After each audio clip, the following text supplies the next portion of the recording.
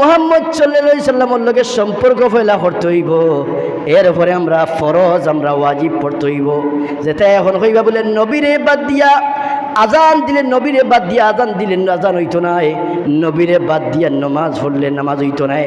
নবীরে বাদ দিয়া হজ আদায় করলে হজ রে আল্লাহ কবুল করতা নাই। যেহেতু যদিও নবীর বাড়ি যাওয়া আমরা লাগি হজর মৌসুম, নবীজির বাড়ি যাওয়া ফরজ নাই ওয়াজিব নাই, কিন্তু যে নাফরমান নবীজির বাড়ি যাইতো নাই ফরজ এই হজ পালন করিয়া এই নাফরমানোর হজ আল্লাহ কবুল করতা নাই। একটা কইবা বলে কিতা না না নবীর বাড়ি যাওয়ার দরকার নাই, জিয়ারতের রাসূলের দরকার নাই, আমরা হজর খান শেষ করি আমরা আইলে ওই জীব জি না। নাফরমানের হজ আল্লাহ কবুল করতে নাই। সরাসরি কোরআনও আল্লাহ ঘোষণা করেন মাইয়ুতির রাসূলা ফাকাদ আতা আল্লাহ। আমি আল্লাহরে তুমি নির্বাহিত হইলে আমার নবীরে তুমি তেন অনুসরণ করতে হইব। আমি আল্লাহরে তুমি তেন নির্বাহিত হইলে আমি নবীজির সুন্নত রে তুমি তেন আমার নবীর সুন্নত তুমি তেন মানতে হইব। নবীজির ইত্তেবা করিয়া নবীর ইত্তেবা না হইয়া কোনো মানুষরে আল্লাহরে পাইতা নাই। যেমন উদাহরণ হোক চাইন আল্লাহর কোনো সুরত আসেনি বলে আল্লাহর সুরত ওখান দিয়ে আমি টুপিম দিলিম, অথবা আল্লাহ ওরকম বাত খাইন আমি বাত ওলা খাইলিম আল্লাহরে খুশি করা হইব আসেনি যাব বলে আল্লাহ ওলা কাপড় পিন্দইন আমি ওলা কাপড় পিনলে আল্লাহ খুশি হয়ে যাইবা বলে না।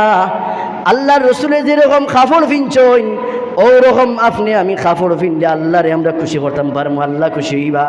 আল্লাহর রসুলে যেরকম বাথরুম করছইন ওরকম যদি আপনি বাথরুমও যাই নবীজির তরিকায় তাহলে আপনার বাথরুম আদায় করা হইব, নবীজিরও অনুসরণ করা হইব। সুবহানাল্লাহ।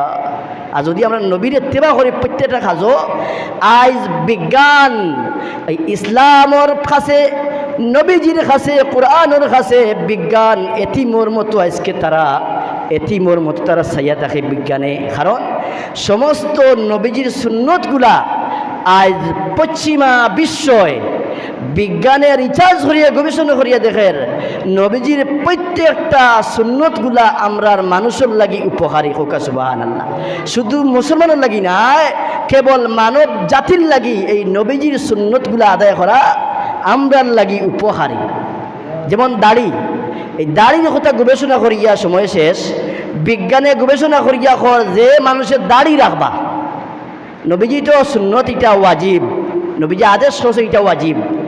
যেই দাড়ি রাখবা বিজ্ঞানে কর দাড়ি রাখলে তার স্কিন সুন্দর হইব, তার মুখর স্কিন সুন্দর থাকবো, তার ক্রিম মাখা লাগতো না, তার মাঝে নূরে চমকাইব। আর যেই দাড়ি কাটবা দাড়ি কাটার কারণে তার স্কিন ক্যান্সার হইব, তার স্কিনের মাঝে এই মুখর মাঝে তার ময়লা